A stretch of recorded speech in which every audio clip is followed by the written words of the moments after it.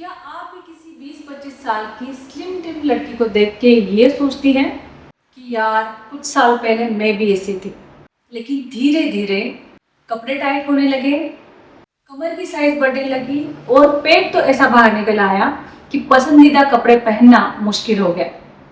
और सबसे हैरानी की बात, मेरा खान पान जैसे पहले था उसी तरीके का और उतना ही आज भी होने के बावजूद भी मेरा वजन बढ़ रहा है, पेट की चर्बी बढ़ रही है।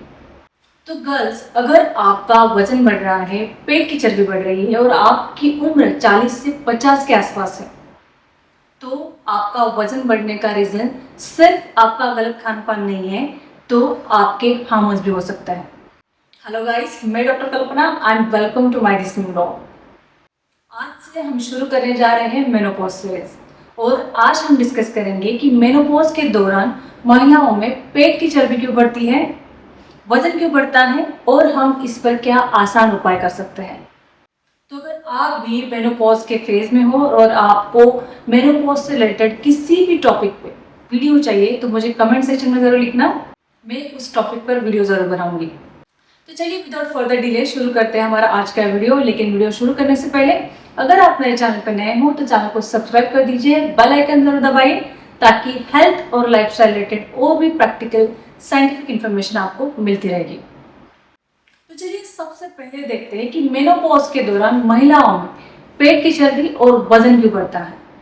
मेनोपॉज मतलब माहवारी पूरी तरह से बंद हो जाना और मेनोपॉज के पहले का कुछ सालों का पीरियड रहता है, उसे हम कहते हैं पेरीमेनोपॉजल पीरियड। और ये पेरीमेनोपॉजल पीरियड लगभग शुरू होता है 40 के आसपास। और इसी पेरीमेनोपॉजल पीरियड में महिला के शरीर में हार्मोनल चेंजेस शुरू हो जाते हैं। महिला का अंडाशय जो होता है वो श्रिंक हो जाता है, छोटा हो जाता है।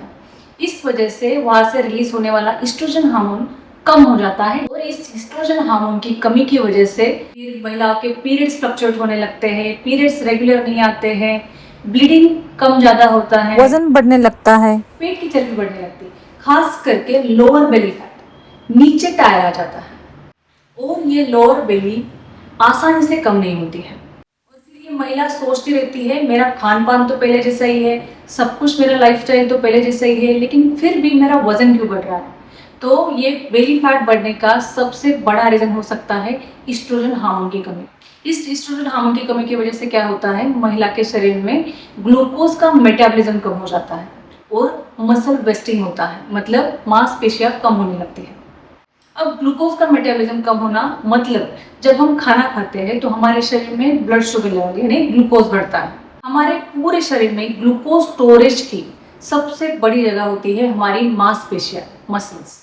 ग्लूकोज स्टोर होता है, इसी वजह से मसल्स को हम ग्लूकोज की फैक्ट्री कहते हैं। लेकिन मेनोपॉज के दौरान एस्ट्रोजन हार्मोन की कमी की वजह से ये मसल्स कम होने लगते हैं और जब मसल्स कम होते हैं और हम खाने में से ग्लूकोज लेते हैं, जब जब भी हम कोई भी चीज़ खाते हैं तो हमारे शरीर में ब्लड शुगर लेवल बढ़ती है, इसका मतलब ग्लूकोज बढ़ता है।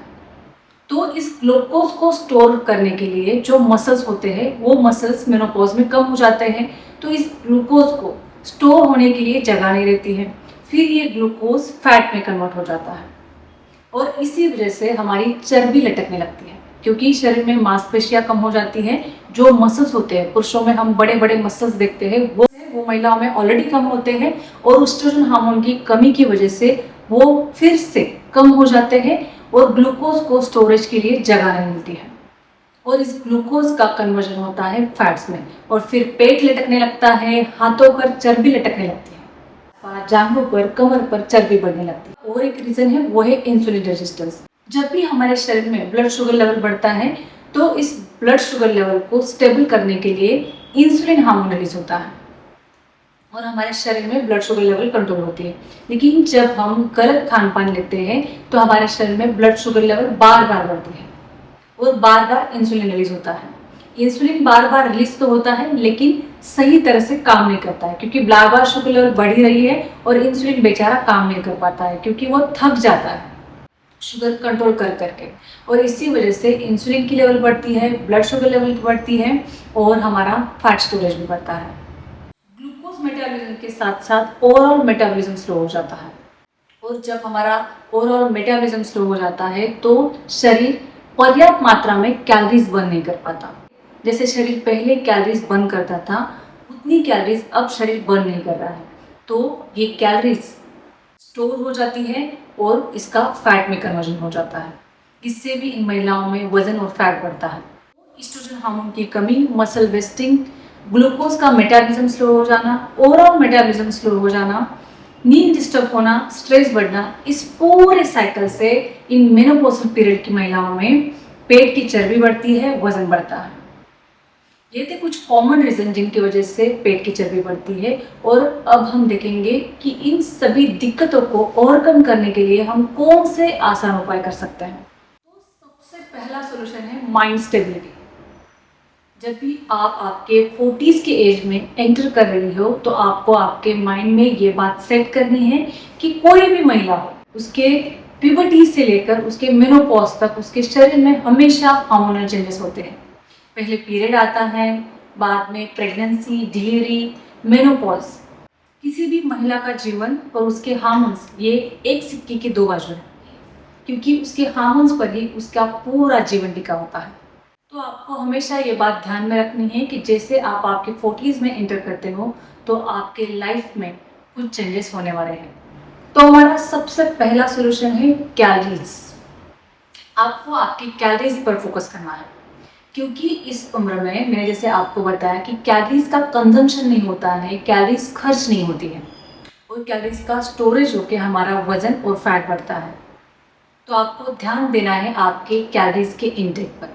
आपके दिन भर का कैलोरीज का ओवरऑल इनटेक आपको कम करना है। तो ये इनटेक हम कैसे कम कर सकते हैं? जिन भी चीज़ों में ज़्यादा कैलोरीज होती है वो चीज़ें हमें कट डाउन करनी है। तो कौन सी चीज़ें हैं इनमें ज़्यादा कैलोरीज होती है? जो भी मीठी चीज़ें, जो भी चीनी वाली चीज़ें हैं, इन चीज़ों में भरपूर मात्रा में कैलोरीज होती है। जैसे आपकी सुबह की चाय हो गई, जो चीनी की जो भी चीज़ें हैं वो हो गई, गुड़ की चीज़ें हैं वो हो गई। दूसरा है मैदा और मैदे की जो भी चीज़ें हैं, जो भी बिस्किट, खारी, टोस्ट, मैदे की चीज़ें हैं वो आपको बंद करनी है। बाहर का fast food, junk food, process food, इन चीज़ों में ज़्यादातर मैदा ही होता है, तो मैदे में शुगर का कंटेंट ज़्यादा होता है तो कैलोरीज भी ज़्यादा आती है। तो आपको मैदे के सभी प्रोडक्ट बंद करने हैं। तीसरा है ऑयल और ऑयल की जो भी चीज़ें हैं, oily product, fast food, junk food, fried food, इन चीज़ों में ऑयल का कंटेंट ज़्यादा होता है, तो आपको इन चीज़ों को कट डाउन करना है या पूरी तरह से बंद करना है, क्योंकि बहुत ही कम क्वांटिटी में ये चीज़ें आपको बहुत ज़्यादा कैलोरीज दे जाती है। तो आपको सिर्फ 3 चीज़ें कट डाउन करनी है। सबसे पहला है शुगर और शुगर वाली चीज़ें, दूसरा है मैदा और मैदे वाली चीज़ें, और तीसरा है ऑयल और ऑयली प्रोडक्ट्स। अगर आप आपके लाइफस्टाइल में से सिर्फ ये तीनों चीज़ें भी हटा देते हो ना, तो भी आपका वेट, आपका बेली फैट नेचुरली कम होने लगेगा। सिर्फ ये नहीं है कि आपने ये चीज़ें कुछ 15 दिन, महीना भर बंद कर दी और आपको रिजल्ट मिल गया।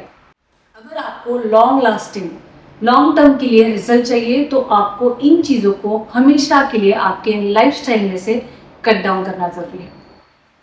तब जाके आपको लॉन्ग लास्टिंग रिजल्ट मिलेगा और आप हमेशा के लिए फिट हो जाओगे। कैलोरीज को कट करने के साथ साथ आपको आपके खाने में भरपूर मात्रा में फाइबर और प्रोटीन ऐड ऑन करने हैं। प्रोटीन मतलब दूध और दूध की जो भी चीज़ें हैं आपको उन्हें लेना है। आपके खाने में भरपूर मात्रा में दालें आपको इंक्लूड करनी है, स्प्राउट्स इंक्लूड करनी है, सोयाबीन, टोफू भी आप ऐड कर सकते हैं। अगर आप नॉनवेज खाते हैं तो आप चिकन ले सकते हैं, अंडे ले सकते हैं। इन चीज़ों से आपको प्रोटीन लेगा और प्रोटीन से आपका मसल लॉस कम होगा और जो ग्रेइन हार्मोन बढ़ा है, जो भूख हार्मोन बढ़ा है, वो कम होने में हेल्प होगी। और हमारे शरीर में एक सैटिस्फैक्टरी हार्मोन होता है जिससे भूख लगेगा, सेंसेशन कम होता है, वो लेप्टिन हार्मोन, उसकी लेवल बढ़ जाएगी, जिससे आपका वजन कम होने में आपको हेल्प मिलेगी, पेट की चर्बी कम होने में हेल्प मिलेगी और सबसे इम्पॉर्टेंट आपका मसल गेन होने में आपको हेल्प मिलेगी। तो कैलोरीज डेफिसिट ये था हमारा पहला सॉल्यूशन। इसके बाद दूसरा सॉल्यूशन है एक्सरसाइज। एक्सरसाइज में आप कोई भी एक्सरसाइज करते हो तो आपको बेनिफिट ही मिलेगा। आप योगा करो, जुम्बा करो, वॉक करो, कोई भी एक्सरसाइज आपको बेनिफिट देने वाली है, लेकिन इसमें भी सबसे इम्पोर्टेंट है स्ट्रेंथ ट्रेनिंग। इसमें आप स्क्वाट कर सकते हैं, लंजेस कर सकते हैं, पुशअप कर सकते हैं, हल्के हल्के वेट आप लिफ्ट अप कर सकते हैं। जरूरी नहीं कि आपको 5 किलो 10 किलो वजन ही उठाना है, और कम वेट में भी आप स्ट्रेंथ ट्रेनिंग कर सकते हो।